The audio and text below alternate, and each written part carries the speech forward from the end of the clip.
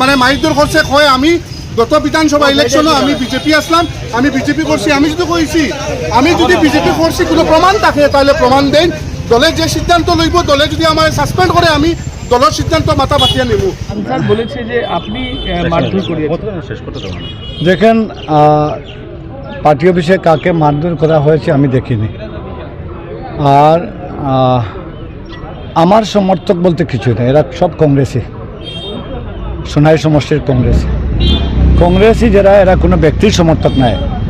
ব্যক্তি কংগ্রেস যারা, এরাই সবচেয়ে ভয়ঙ্কর। যদি কেউ ব্যক্তি কংগ্রেস থাকে, এরা কংগ্রেসে না থাকাই ভালো। কংগ্রেসের আদর্শ নিয়ে যারা থাকে, এরা কংগ্রেসে থাকুক। আর এখানে সংখ্যালঘু সেলের সভাপতিকে আমি জানি না, আপনারা নাম বলছেন, কার নাম বলেছেন।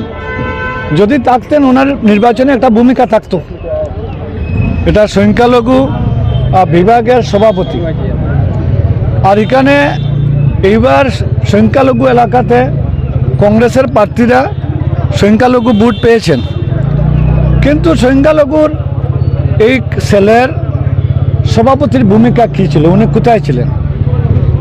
উনি হাইলাকান্দিতে কংগ্রেস করতেন আর শিলচরে এসে এজিপি করতেন। এই চরিত্রই থাকে, তো উনি আদৌ কংগ্রেসি নাই। আর কংগ্রেসি যেহেতু নাই, উনি তো মাইনরিটি সেলের সভাপতি থাকার কোনো যোগ্যতাও নাই। এটাই। আচ্ছা, দেখেন, এখানে শিলচরে কোনো উত্তেজনা হয়নি। শিলচরে এখানে কিছু যারা হাইলাকান্দিতে যারা উত্তেজনা করেছে, ওই দলের কয়েকজন মানুষ আছে। আজকে সোনাইয়ের পর্যালোচনা সভা বানচাল করার জন্য চেষ্টা করেছিল, কিন্তু সোনাইয়ের যারা কর্মীরা, এরা ওই বানচাল করতে দেয়নি। একই পার্টি, একই টিম, একই সিন্ডিকেট এটা করেছে। এর জন্য এখানে কোনো এরকম হাইলাকান্দিতে যেটা হয়েছে, এটা তো পুরো প্রেসক্রাইব ছিল। আমি আমার প্রদেশ সভাপতির বিরুদ্ধে কথা প্রতিবাদ করাতে গণ্ডগোল হয়েছে। যে আমি যদি নীরব থাকতাম তাহলে হয়তো গণ্ডগোল হতো না।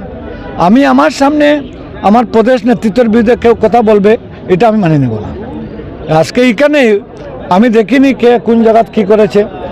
যদি দল বিরোধী কেউ কার্যকলাপ করে, দলে তো তার ব্যবস্থা নেবে। এই ব্যবস্থার অপেক্ষা করে।